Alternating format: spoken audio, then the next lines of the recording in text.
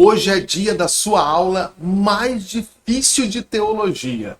Não estou exagerando. É a aula conceitualmente, é a aula em que colocar em prática o que eu vou te ensinar agora, esse ensino, é a sua aula mais difícil de teologia.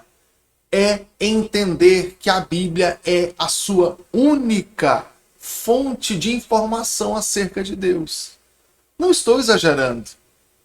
É muito comum, tanto em alunos de teologia, quanto em pessoas que têm curiosidade acerca de assuntos bíblicos, é que ao se deparar com algum assunto, ele procura informações fora da Bíblia. Não é incomum que algum colega me procure, colega não de profissão, enquanto teólogo, mas pessoas da igreja, amigos, e me dizem assim, olha, eu quero saber sobre tal assunto. Aí eu falo, beleza, vamos procurar na Bíblia aqui. Eu estava pesquisando. Pesquisando onde? Procurando vídeo no YouTube, procurando no chat GPT, procurando por aí. E muitas vezes eu abro o jogo, olha, a Bíblia não trata sobre esse assunto, nós não sabemos. Aí a pessoa diz, não, mas alguém tem que saber, tem que ter isso em algum livro. Teologia é para isso. Legal? A Bíblia é a única fonte de informação confiável acerca de Deus. Esse é um princípio que vem lá da Reforma Protestante. Aliás, já existia antes, mas na Reforma Protestante ele foi muito bem esclarecido. É até o grande pilar da Reforma, que é a sola Scriptura. Por que eu falo isso? Que é a aula mais difícil de teologia. Porque é muito comum que algum estudante de teologia, e nem aquele que vai para o seminário, vai para a graduação em teologia, mas o que decide conhecer bem a Bíblia. Seja porque é um bom obreiro, porque é um crente que tem vontade de estudar mais a Sagrada Escritura. Então, eventualmente, essa pessoa estuda. E aí, qual que é a ideia? Eu vou estudar a Bíblia. Eu vou aprender a Bíblia. Vou saber tudo de Bíblia. Só que, apesar de usar essas palavras, na prática, começa a procurar informação em muitas outras fontes. E que essas fontes não são confiáveis acerca de Deus. E muitas vezes quer interpretar a Bíblia à luz dessas fontes. Faz um tempo, faz um bom tempo isso, mas o aluno me disse que estava lendo Santo Agostinho. E ele sabe que eu gosto muito do Santo Agostinho, uma boa teologia dele. Aí o aluno, olha, eu estou lendo Santo Agostinho, comecei com as Confissões, mas eu quero ler a Cidade de Deus, que são aí duas grandes obras do Agostinho de Hipona, e ele arrematou, porque eu quero entender Paulo. Para entender Paulo, eu vou ler o Santo Agostinho. Eu falei, não, tá errado. Quem quer entender Paulo, que leia Paulo. Não vou ler o Santo Agostinho para entender Paulo. Aliás, é um erro gravíssimo tentar ler o maior pelo menor. Poxa, tudo bem que eu gosto do Santo Agostinho, na faculdade eu sempre brinco que eu sou o devoto do Santo Agostinho, mas é claro que é uma provocação de sala de aula para chamar atenção para o debate. Eu não sou devoto de ninguém. Se for para ser devoto de alguém, é do nosso Senhor Jesus, que morreu na cruz por nós, pelos nossos pecados. Nenhum outro homem chegou muito perto disso, é tão pecador quanto você e eu, inclusive o Santo Agostinho. Mas o camarada achou que ia me agradar dizendo que iria conhecer o Santo Agostinho para entender Paulo. Aí eu disse, não, amigão, quer entender Paulo, leia Paulo.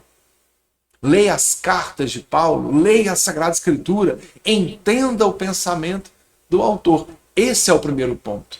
A partir daí, tem outra questão perigosa, é que o estudante de Bíblia, ele tenta enxertar na Bíblia aquilo que ele acha que está faltando, aquilo que ele acha que pode ser melhorado. E aí tem um segundo ponto nessa difícil aula de teologia, que é não acrescentar nada. E agora vai doer, mas é a pior parte dessa questão do ter a Bíblia como única regra de fé. É aprender a se calar onde a Bíblia cala. Existem algumas afirmações bíblicas, existem algumas questões que nós simplesmente não sabemos. Por exemplo, lá em Gênesis 6, quando fala da Arca de Noé, e Deus fala para Noé que os seus dias, os dias dos homens, serão 120 anos.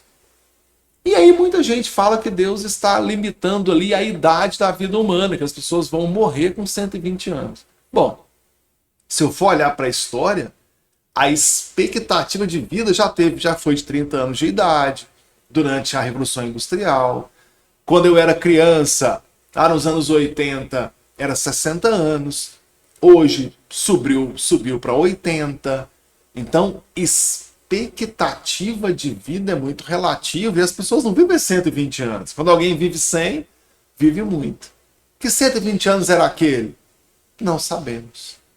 O apóstolo Paulo diz que foi até o terceiro céu. Qual é o primeiro? Qual é o segundo?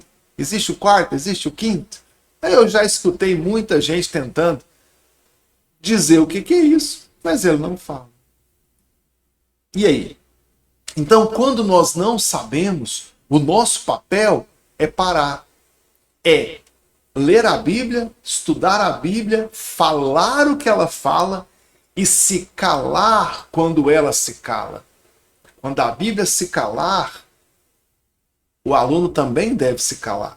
E simplesmente dizer, eu não sei. Naquilo que não entende, tentar buscar o entendimento na própria Escritura. Ao encontrar, você interpretou corretamente a Bíblia. Ela se interpreta. Enquanto muita gente, ao encontrar uma dificuldade de interpretação, começa a procurar outras literaturas, outros livros, outras fontes e acaba tendo uma série de problemas. Simplesmente porque está tentando buscar fora da Bíblia e não é interesse da Sagrada Escritura.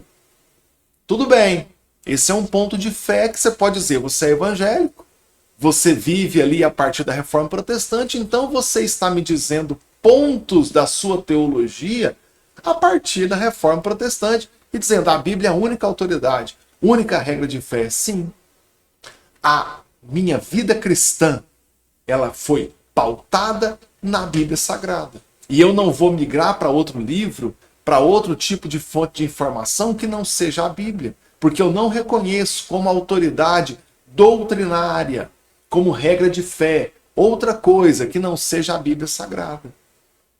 Outros livros são menores que a Bíblia.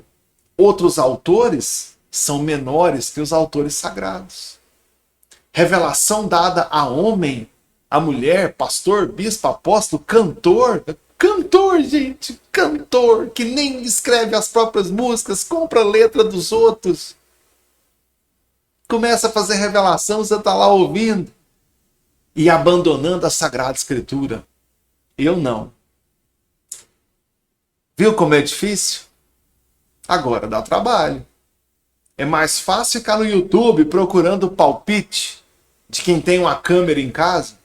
Ai, Ricardo, você também tem uma câmera em casa da palpite? Então, você está parando de ler a Bíblia para ouvir o meu palpite. Quem sabe mais, a Bíblia Sagrada ou o Ricardo do canal Café e Teologia? Quem sabe mais? Quem tem mais autoridade?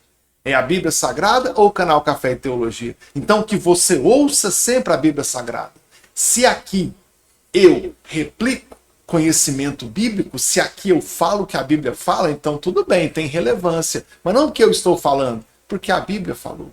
Então cabe a você que ama a Sagrada Escritura, cabe a você que gosta da Bíblia, que tem a Bíblia como regra de fé, se manter assim e não se desviar para lá e para cá. Aí você entendeu por que eu chamei essa de a aula mais difícil de teologia.